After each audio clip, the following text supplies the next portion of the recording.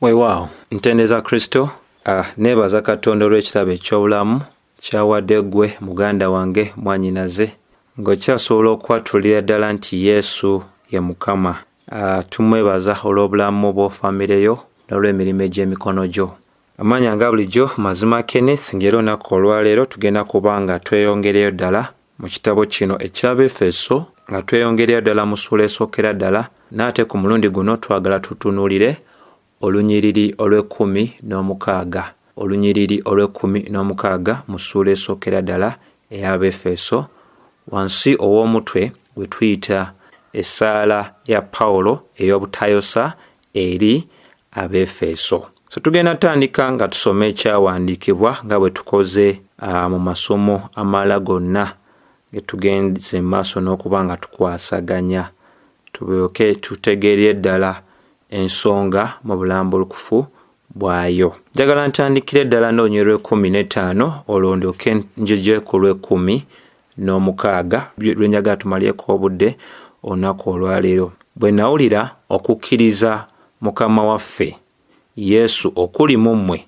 era n'okwagala kwe mwalaga eri abatukuvu bonna, kyenva sirekangayo kwebaza nga mboogerako mu kusaba kwange.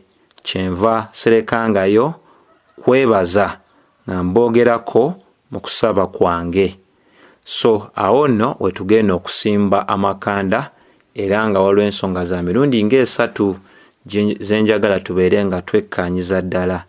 Ensonga esookera ddala y'ensonga egamba nti kyenva sirekangayo.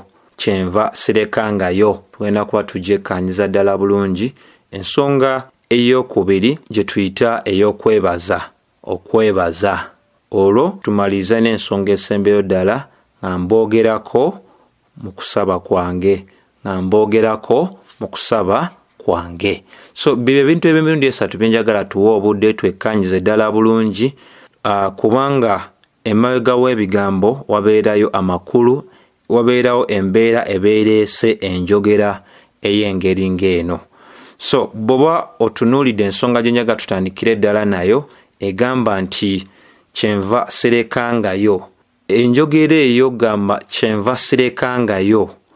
Enjogera eyo ejja oluvannyuma olw'amawulire amalungi Pawulo ge yali awulidde ku bantu ab'omu kitundu kino ekya Efeso, era amawulire ago gaali gakwatamu ku nsonga ey'okuba nti baali banyiikiridde nga beeyongedde mu kukkiriza kwabwe mu Mukama waffe, era n'okwagala kwabwe eri abatukuvu bonna kwali kumanyikiddwa abantu bonna. So bw'agamba nti kyenva sirekangayo, enjogera eyo egenda maaso n'okuba nga egoberera bino Pawulo bye yali amaze okuba nga azuula kubakkiriza abaali mu Efeso. Ku lw'ensonga ze tugenze maaso n'okulaba, ensonga ey'okukkiriza kwabwe mu Mukama waffe Yesu Kristo, mu kuba nti baali baginywereddeko ddala n'okwagala kwabwe eri abatukuvu bonna. Ensonga eno eya kyenva sirekangayo erabikira mu ndagaano empya emirundi 17, era ensonga eyo bwe tugamba okwogera okwo kwa kyenva sirekangayo, ekigambo ekyo kitegeeza obutalekera okukola kintu. Omuntu bw'agamba nti sirekangayo kiba kitegeereza ddala nti omuntu oyo waliwo ekintu kyagendera ddala mu maaso n'okuba ng'akola ki? Ng'akola. Era kano kakulu kakuba nga tutegeera omuntu agamba sirekangayo, enjogera eno eya sirekangayo ennyonnyola ebintu eby'emirundi ebiri. Esobola okukiikirira ekintu ekirungi, ate era esobola okukiikirira ekintu ekitali kirungi. Kubanga lwaki twogera nga bwe twogera nti waliwo ebintu bye tutagwanidde kulekayo kukola, ate waliwo n'ebintu bye tugwanidde okulekayo okukola. Naye bw'obeera nga wekkaanyiza ebyawandiikibwa, bitusongera ku bintu eby'enjawulo omuntu by'ataalibadde nga alekeraawo okugenda mu maaso n'okuba ng'akola. Kankuwa ekyokulabirako. Bw'oba osomye ekitabo eky'Abafiripi essuula ey'okuna olunyiriri olw'okutaano paka olw'omunaana, era egamba nti okusalawo kwammwe kumanyibwe eri omuntu yenna, kubanga Mukama ali ku luggi. Temweraliikiriranga ku kintu kyonna, wabula mu buli kintu kyonna mu ssaala n'okwegayirira wamu n'okwebaza okusaba kwammwe kumanyisibwe eri Katonda, era emirembe gya Katonda egisukkuluma okutegeera kwonna ginaakuuma emitima gyammwe wamu n'endowooza zammwe mu Kristo olw'omunaana. N'olw'ensonga eyo, abooluganda, buli kyonna ekirungi, buli kyonna eky'ekitiibwa, buli kyonna eky'amazima, buli kyonna ekitukuvu, buli kyonna ekirungi, buli kyonna ekikkirizibwa, buli kyonna eky'enjawulo, buli kyonna ekigwanira okutenderezebwa, mulowoozenga ku ebyo. Kati ndowooza owulidde bulungi. Ekyandikwa kitulaga waliwo ebintu tutalina kulekayo kukola. Tetulina kulekayo kulowooza ku birungi. Tetulina kulekayo kulowooza ku ebyo eby'ekitiibwa. Tetulina kulekeraawo kulowooza ku ebyo eby'amazima. Tetulina kulekayo kulowooza ku ebyo eby'obutukuvu. Tetulina kulekeraawo kubeera nga tulowooza ku ebyo eby'obulungi. Tetulina kulekeraawo kulowooza ku ebyo ebikkirizibwa. Ekitegeeza nti bino ebitugambiddwa obutalekera obukubeera nga tetulekera birowoozaako, kiba kitegeeza nti no mu ngeri emu oba endala ebintu byonna ebitali bya ngeri eno ebitulagiddwa no mu byawandiikibwa, ebyo tuba tulina okulekeraawo okuba nga tukola tutya, tubirowoozaako. So gusobola okubeera nga muze, esobola okubeera nga neeyisa nga si nnungi oba togwanidde, oba olina okulekeraawo okuweesa mu mbeera eyo eyinza okubeera nga tekola ki, tesimbe mu maaso ga Katonda. N'embeera esimbe mu maaso ga Katonda tulina kulekeraawo kubeera ng'okola ki, ng'ogikola. Twala ekyokulabirako ekirala mu Befeso 4:7 Bayibuli etugamba temuwakaaganya omulabe Sitaani. Kitegeeza tusobola okuwa omulabe Sitaani akaaganya, ate tusobola obutamwakaaganya. Olwa 2:8 egamba nti eyali omubbi alekeraawo okubba. So ekintu omuntu kyalina okulekeraawo okukola kwe kuwa omulabe akaaganya. Ekintu ekira omuntu kyalina okulekeraawo okukola, eyali omubbi alekeraawo okubba. Kati Sitaani tumwa tutya akaaganya? Nga tubba, nga tusunguwala, nga tulimbagana, nga tugenda mu maaso n'okwogera ebigambo ebitazimba, ebigambo ebitali birungi. Wabula kye tutalina kulekeraawo kubanga tukola kwe kubanga tukola n'emikono gyaffe tubeere ab'omukisa. Kye tutalina kulekeraawo kukola y'ensonga ey'okuwa omulabe Sitaani akaaganya. Ekirala kye tutalina kulekeraawo kubanga tukola kwe kubeera nga twogera ebigambo ebirungi ebizimba baganda baffe. So enjogera eya serekangayo oba obutalekeraawo esobola okukozesebwa mu ngeri ennungi ate era esobola okukozesebwa mu ngeri enkyamu. Okugaba kikola kirungi, okusonyiwa kikola kirungi, okwebaza kikola kirungi, n'ebintu byonna ebirala nga byawukana n'ebyo Katonda byatwagira okukola, ebyo oba olina okulekeraawo okubikola. So n'olunaku olwaleero nga ssaawa zino tuli mu biro nga waliwo olutalo wakati wa Isirayiri n'abo abayitibwa abayekera ba Hamas. Abakulembeze ab'enjawulo mu mawanga ag'enjawulo bakozesa olulimi luno. Tebakozesa lulimi lwagamba nti temulekeraawo kulwana, wabula bakozesa olulimi kaakano olugamba nti mulekeraawo okulwana, mutuuke ku nzikiriziganya, mulekeraawo.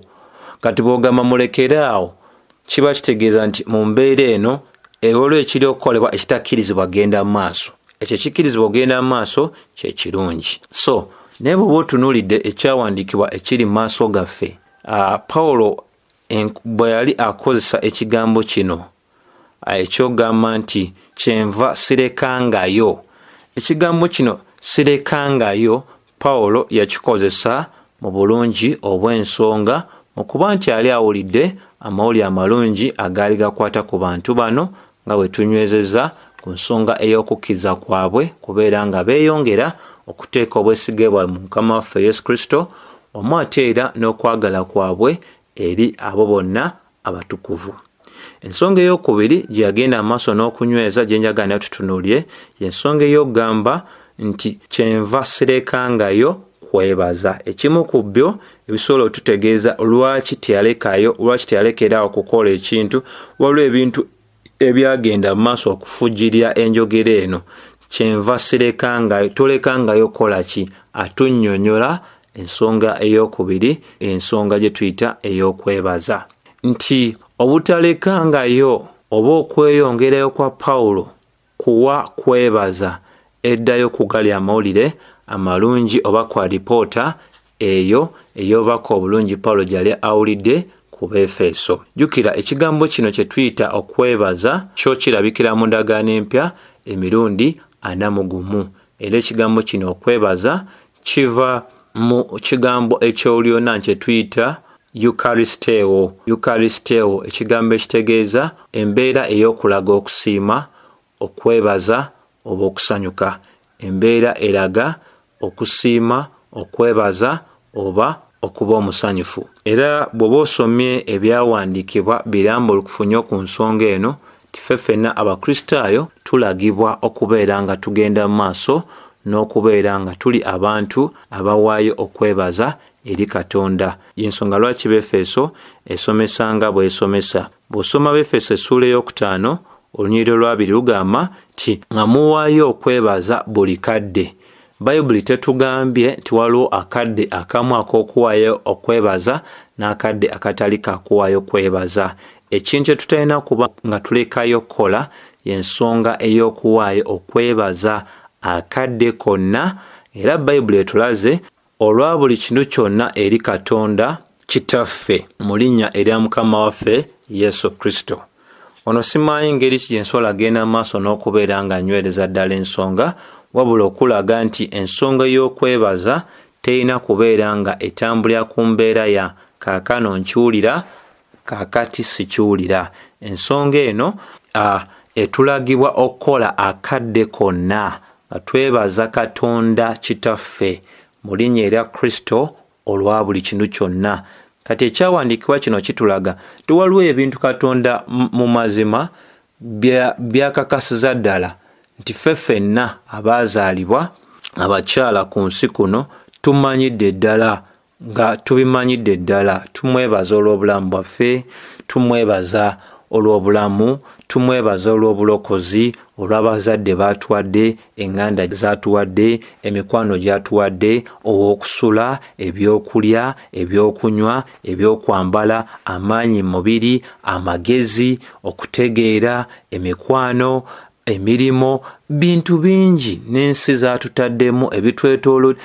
Bayibuli etugamba okwebaza Katonda akadde konna olwa buli kintu kyonna. Kubanga ekyo kyo bannange ekikulu kya kufiibwako. Waliwo abantu abateebaza nga ne bw'oba omukoledde ki y'okuwulyako akagambo nti weebale, toligenda maaso n'okuba ng'okola ki? Owulira ekigambo ekyo. Naye oyinza obuteebaza abantu bonna newankubadde ekyo kikulu nnyo, naye teweerabiranga kwebaza Katonda. Obuzibu buli kizibu nnyo okwebaza Katonda ate n'oteebaza abo baakozesezza, kuba kyonna Katonda kyagenda okuwa mu nsi muno agenda kukozesa mulirwanaawo. Ensonga lwaki agamba yagala mulirwanaawo nga bwe weeyagala. Era bw'osoma ne Bakolisaayi essuula ey'okusatu olunyiriri lw'17, Bakolisaayi teyawukana n'ebyo bye tusomye mu Befeso, ate yenyweza eraga mu lw'17 nti buli kyonna ky'okola mu kigambo oba ebikolwa, buli kyonna osobola okikkiriza, buli kyonna ky'okola mu kigambo oba ebikolwa kikole mu linnya erya Mukama waffe Yesu Kristo. So kye kitagulumiza Katonda totawana kikola, ekimugulumiza kikole, naye bw'oba okikola kikole mu linnya erya Mukama waffe Yesu Kristo, nga weebaza Katonda, nga weebaza Katonda Kitaffe okuyita mu ye. Lwaki tulina omwebaza? Bayibuli nnambulukufu, Bikola Batume 17:28, kubanga mwoyo tuba balamu, tutambula, tubeerawo. Lwaki ogwanidde okwebaza Katonda? Ekisookera ddala, mwoyo tuba balamu. Waatayi tosobola kuba mulamu, bw'aba takkiza tosobola kuba mulamu.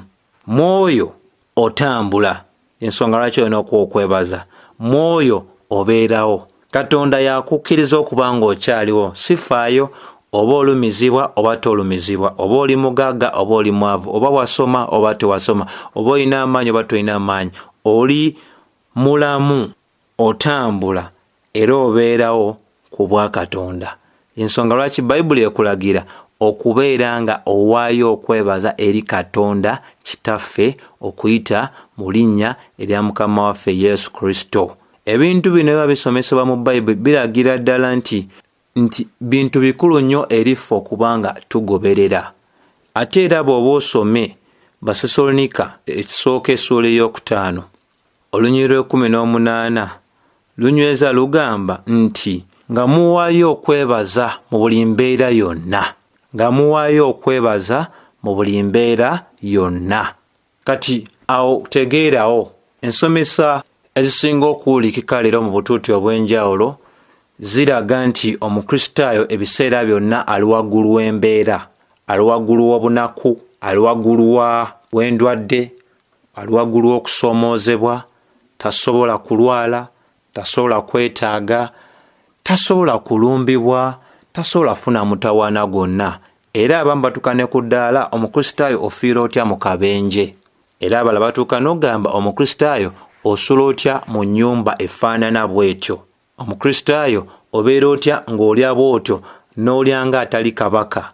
Ensomesa bw'etyo eviira ddala mu bantu abatannaba kutwala ddaala kubeera nga bekkaanyiza ddala ekigambo kya Katonda kisomesa ki ku nsonga zino zonna. Bayibuli etulaga nti muweeyo okwebaza mu buli mbeera yonna. Kati bwegamba mu buli mbeera yonna, Katonda ffe amanyi wajja kubaawo embeera ey'okuba nga tulina omuyika, wajja kubeera embeera ey'okuba nga tulina okusoomoozebwa, embeera ey'obunnyogovu, embeera ey'omusana, embeera ey'okubulwa enkuba, embeera ey'omusana gwokka, embeera ey'okubulwa omusana, embeera ey'amakungula, embeera ey'okuba nga tewaliwo makungula. Ebintu eby'enjawulo, endwadde oba okwona, tuwaayo okwebaza eri Katonda. Era omuwandiisi w'oluyimba ye yawandiika nga agamba bw'ati. Ebigambo bino mbyagala nnyo ebiri mu luyimba luno tuluyimba ku kanisa. Oluyimba olugamba nti whatever God ordains is right, nti kyonna Katonda kyateesa kirungi. Kyonna Katonda kyateesa kirungi. Mu kwagala kwe n'abeerawo, n'asiriikirira mu ebyo byonna by'akola, n'agoberera yonna gy'ankulembera. Ye Katonda wange newankubadde ekkubo lyange erijjudde ekizikiza.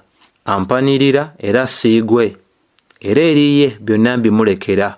Kyonna Katonda wange kyateesa kirungi. Tali nnimba, anankulembera mu kkubo eggolokofu, era mmanyidde ddala talindeka. Nteeka okumatizibwa mu ekyo kyonna ky'aba asindise. Era omukono gwe gunajja okulumwa kwange, era mu bugumiikiriza naalindirira olunaku lwe. Kyonna Katonda wange kyateesa kirungi, era okuyimirira kwange kwe kuno. Newankubadde nga waliwo okunyolwa, okwetaaga oba okufa, manyi sirekeddwawo. Omukwano gwa kitange guneetooloola, ampanirira era sirigwa, era eriye byonna mbimulekera.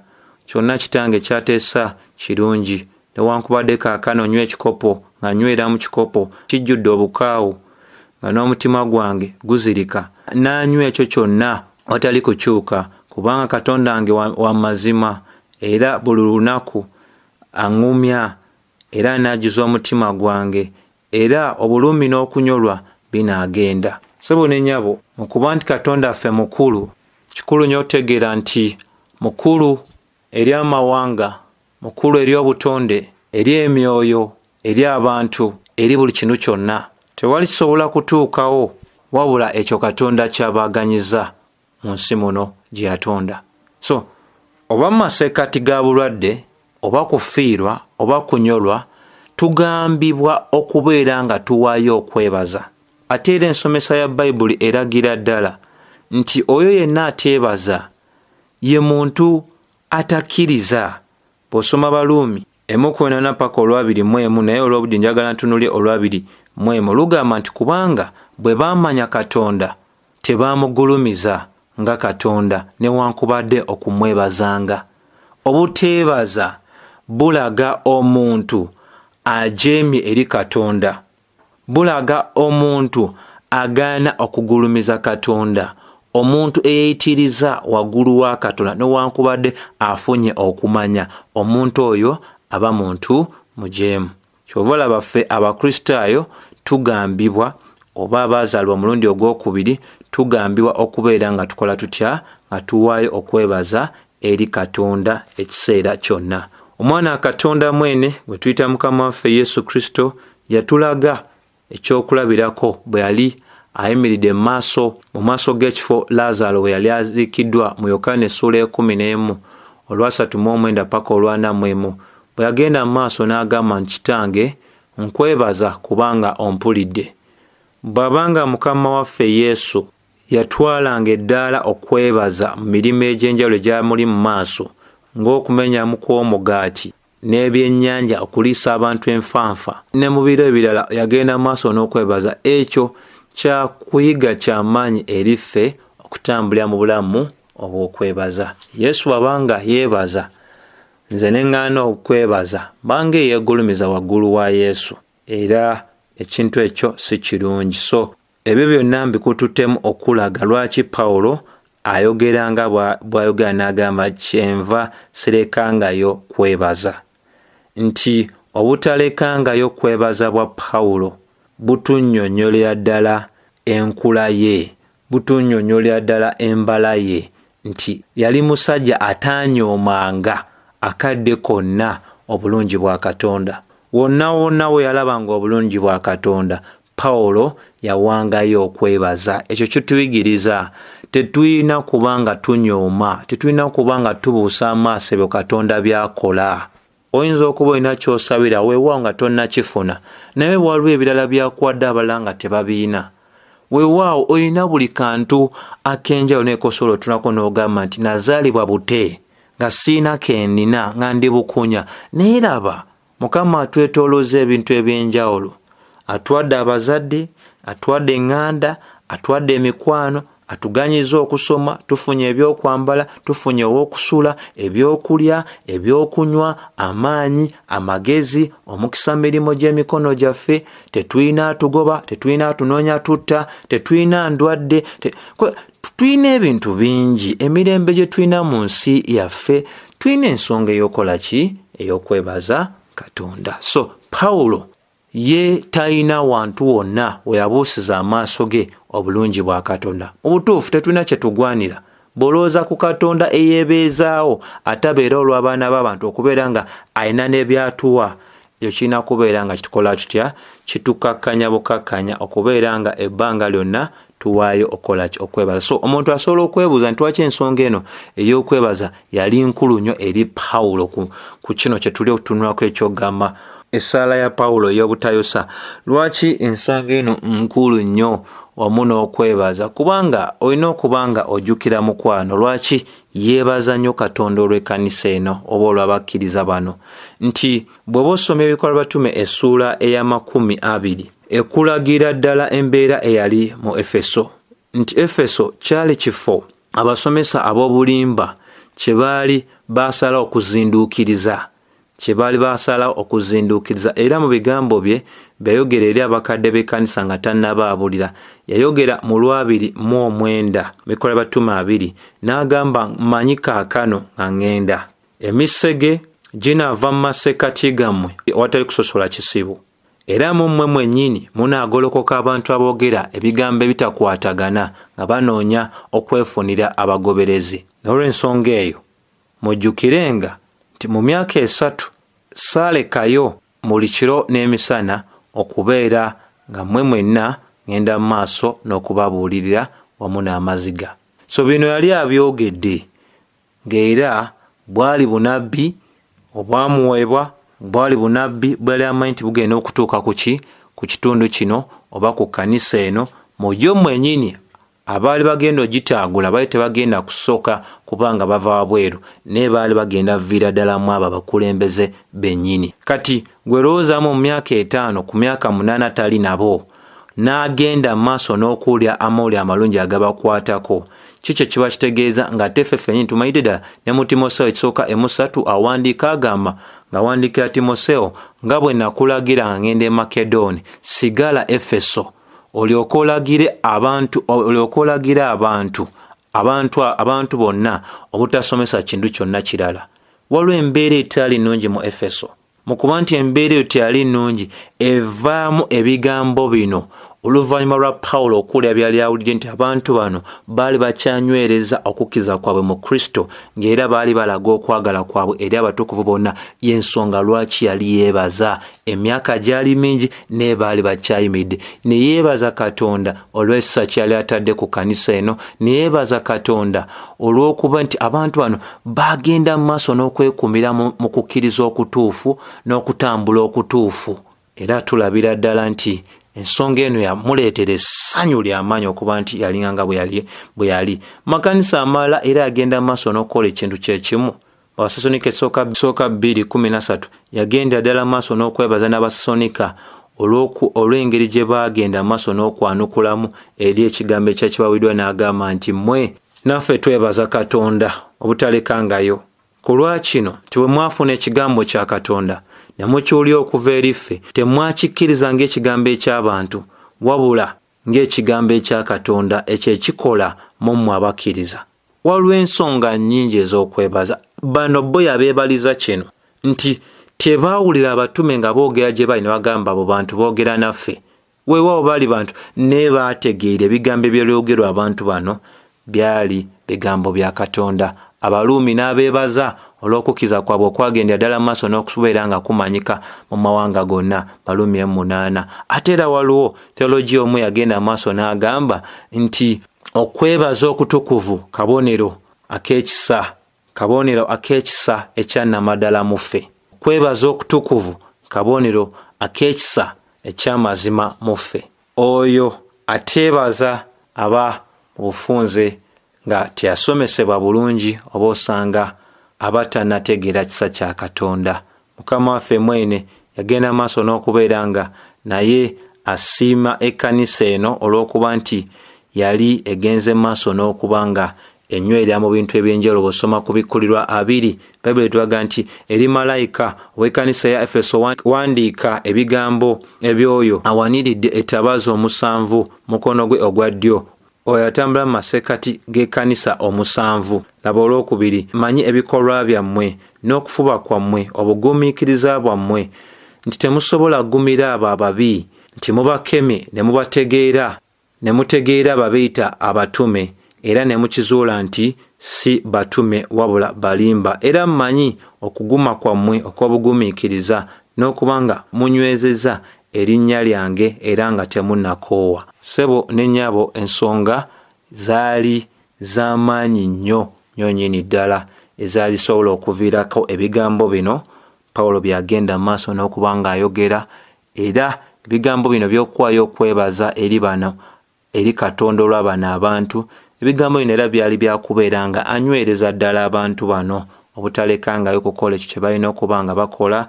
Ensonga y'emu gy'olaba gyanyweza mu Bafilipi essula 3 olunyiriro 12 paka 14. Bw'agenda mu maaso n'okuba ng'agamba nti waleme kubaawo n'omu alowooza nti kyonna amaze okifuna oba atuukiridde, wabula agenda mu maaso n'okweyongerayo, kubanga Kristo yali amufuddewo we n'agamba abooluganda, mutegeere kino sikikoze ku lwange, wabula ekintu kimu kye nkola okwerabira byonna ebindi emabega, nga nnwanirira okubeera nga ntuukako ebindi mu maaso, nga nnyigiriza okutuuka ku kweyengule ennindiridde mu Katonda mu Kristo Yesu. So yali abazaamu ki? Maanyi obutalekeraawo okukola obulungi. Ensonga eyokusatu essembeyo ddala gye njagala tubeere nga tutunuulira y'ensonga eno amanga bwe tuba tusomye mu bulambulufu bw'ensonga kyenva sirekangayo kwebaza nga mboogerako mu kusaba kwange. So ebisooka ebyo tubirabye, sirekangayo kwebaza, ate era n'ekyokusatu nga mboogerako mu kusaba kwange. Jjukira bulungi nti ekigenda mu maaso n'oviirako bino ebyogerwa, obutalekangayo kwebaza n'obutalekangayo kwogera ku bantu bano mu ssaala ye, byonna byali biva ku nsonga gye twalaba mu lunyiriro lw'15, okutegeera nti beekuumira mu kukkiriza kwabwe mu Kristo Yesu n'okwagala kwabwe eri abatukuvu bonna kwagenda mu maaso n'okuba nga kulagibwa eri abantu abo. So bwe tutuuka ku nsonga eno y'okuba nti tiyalekeraawo kubeera ng'ayogera ku bantu bano oba ng'aboogerako mu ssaala ye, kino nakyo kitusomesa ku mbala n'enkula ey'ono omwami ayitibwa Pawulo nga bwe yali omusajja ow'essaala, omusajja eyafaayo nnyo olw'obulamu obulungi obw'ekkanisa eya Mukama waffe Yesu Kristo, nti ebigambo bino eby'okuwaayo okwebaza n'okusaba binnyonnyolera ddala era ne biragira ddala omutima ogw'obusumba Pawulo gwe yalina eri endiga za Mukama waffe Yesu Kristo. Era kuno okusoomoozebwa kw'amaanyi era kyakuyiga ky'amaanyi. Tosobola kutegeerera ddala kiki bugazi bwa nsonga yonna, kubanga bw'agamba nti teyalekerangaawo kubanga aboogerako musaala, tosobola kutegeerera ddala bantu baali ba mirundi emeka byalina ku ndowooza ye, kubanga bino birabikira si mu Befeso bokka wabula n'amakanisa amalala mangi. Omuntu ono tusobola okugamba nti waliwo ekintu eky'amaanyi gwe nange kye tusugaanidde okubanga tukola ki, tugendera ddala mu maaso n'okubanga tufiirayo ddala ku nsonga eyaki ey'obulamu bwe, nti yali musajja bambi eyayagala ennyo ekisibo ekya Mukama waffe Yesu Kristo, nti ekyali kijjudde endowooza ye bwe bulamu obw'Abakristaayo. Mukama waffe Yesu Kristo bye yamusinsikanya, abo bye yakolamu omulimo be bajulanga endowooza ye, nga buli ssaala ye yonna bwe yajjukira Abefeso n'agamba mmwe kyenva sirekangayo okubeera nga mpaayo okwebaza, okubeera nga mboogerako mu ssaala. Bw'atuuka mu Baluumi kyava agamba mu Baluumi 1:8 paka 10 n'agamba neebaza Katonda, esooka ddala neebaza Katonda okuyita mu Yesu Kristo ku lwammwe mwenna, kubanga okukkiriza kwammwe kubuuliddwa mu nsi yonna, era Katonda ye mujulizi wange oyo gwempeereza n'omwoyo gwange mu njiri ey'omwana we, owatali kulekangayo kubanga nga mboogerako, era akadde konna mu ssaala yange nga nsaba mu ngeri emu oba endala bwe kiba kwagala kwa Katonda, wabeewo ku nkomero olunaku lw'endikola ki lw'endijja eri mmwe. Bwe yatuuka ku Bafiripi bw'ati bwe yayogera Pawulo Bafiripi 1:3 paka 4 n'agamba nti neebaza Katonda buli lwe mbajjukiranga mmwe, era akadde konna mu buli ssaala eyange ku lwammwe mwenna nga nkola essaala yange n'essanyu olw'okubeera nga muyimiridde wamu nange mu njiri okuva ddala ku lunaku olwasookera ddala. Bw'osoma eri abaali mu Abakolisaayi bw'ati bwe yagenda maaso n'ogamba, Abakolisaayi essuula esooka olunyiriri olwokusatu n'olwokuna n'agamba twebazanga Katonda Kitaawe wa Mukama waffe Yesu Kristo bwe tuba tumusaba ku lwammwe, kuva lwe twawulira okukkiriza kwammwe mu Kristo Yesu n'omukwano gwammwe gwe mulaze abatukuvu bonna abo owulira embeera yalyo.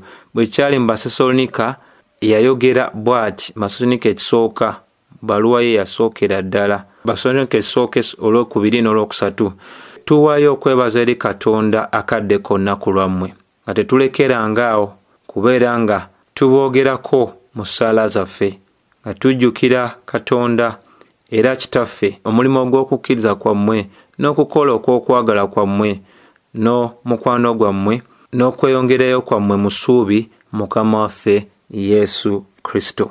Bwe yatuuka mu bbaluwa ey'okubiri bw'ati bwe yayogera nga wandikira Abasesalonika ekyokubiri 1:3 agamba nti tugwanidde ebbanga lyonna okuwaayo okwebaza eri Katonda ku lwammwe abooluganda, kubanga kirungi olw'okukkiriza kwammwe okukula buli kanaku n'okwagala kwammwe eri buli muntu ssekinoomu okweyongera. So y'ono omusajja, era kino kyakuyiga ky'amaanyi eri ffe, tyeno yali engeri y'obulamu bwe okubeera nga yeebaza Katonda olw'Abakristaayo, olw'obulamu bwe n'Abakristaayo.